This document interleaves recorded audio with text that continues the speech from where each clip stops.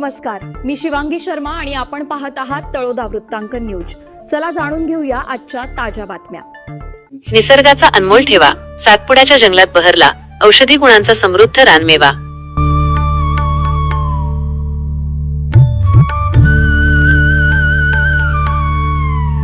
जांभूळ, करवंदांसह चारोळी आणि ओलमेने वेधले रानरसिकांचे लक्ष।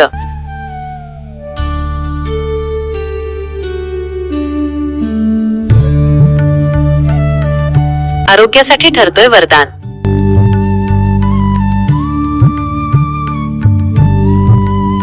उपसंपादक रवींद्र वळवी यांच्यासह तळोदा वृत्तांकन न्यूज नेटवर्क।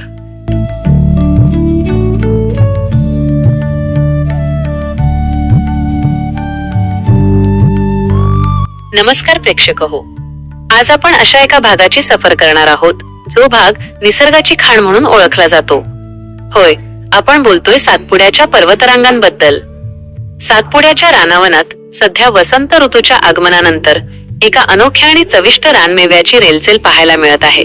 मानव निर्मित रसायनांपासून पूर्णपणे मुक्त आणि औषधी गुणांनी समृद्ध असलेला हा रानमेवा सध्या पर्यटकांना आणि रानरसिकांना भुरळ पाडत आहे। नैसर्गिक साधन संपत्तीने नटलेल्या सातपुड्यात ऋतुमानानुसार निसर्ग भरभरून देत असतो।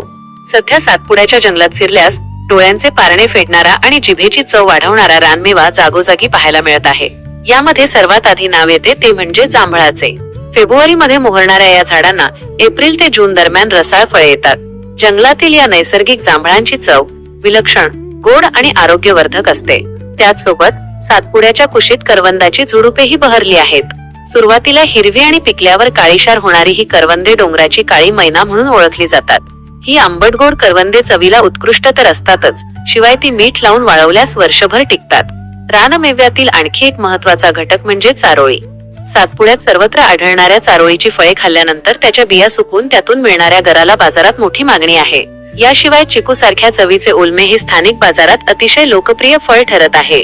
या जंगलात पूर्वी तेंदूपत्त्याचा व्यापार व्हायचा, त्याच झाडाला स्थानिक भाषेत टेंबरे म्हणतात। हे फळ पिकल्यावर अतिशय स्वादिष्ट आणि आरोग्यासाठी पोषक असते। तर उंबर वर्गातील खोंदे आणि तांबणे ही फळे केवळ औषधीच नाहीत, तर आदिवासी बांधवांच्या होळीसारख्या पारंपरिक आणि धार्मिक उत्सवातही त्यांना विशेष महत्त्व आहे। निसर्गाच्या या अद्भुत किमयेमुळे सातपुड्यातील आदिवासी बांधवांचे आरोग्य तर निरामय राहतेच, शिवाय हा रानमेवा त्यांच्या रोजगाराचे साधनही बनतो। आजच्या धावपळीच्या युगात रासायनिक फळांपेक्षा अशा नैसर्गिक आणि विषमुक्त रानमेव्याकडे माणसाने वळण्याची गरज निर्माण झाली आहे। आजसाठी इतकेच। अशाच ताज्या आणि महत्त्वाच्या बातम्या पाहण्यासाठी आमच्या चॅनलला सबस्क्राइब करा। धन्यवाद।